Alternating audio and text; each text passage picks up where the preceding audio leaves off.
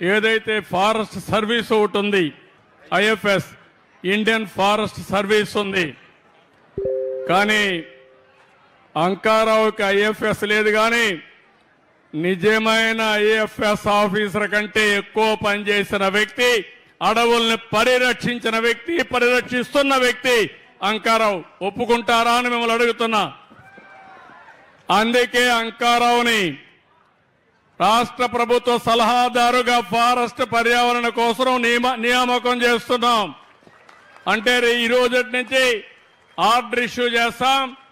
ఆయన నల్లమలై ఫారెస్ట్ కాపాడతాడు, ఆయన ఆలోచనలన్నీ అమలు చేస్తాడు, మేమిచ్చే స్ఫూర్తిని కూడా తీసుకుంటాడు. డిప్యూటీ సీఎం గారు ఇచ్చే ఆదేశాలు తీసుకుని నల్లమలై ఫారెస్ట్ కాపాడమే కాకుండా రాష్ట్రం మొత్తం ఈ చెట్లు నీ ఆశలు ఏవైతే ఉన్నాయో, ఇంతవరకు నువ్వు మాటల్లో చెప్పావు, నువ్వు సింగిల్గా పోరాడావు, ఇప్పుడు ప్రభుత్వం పూర్తిగా సహకరిస్తుంది. చేసి నిరూపించుకునే బాధ్యత అంకారావు నీ పైన పెడుతున్నా, చేయాలని మరొక్కసారి నీకు విజ్ఞప్తి చేస్తున్నా.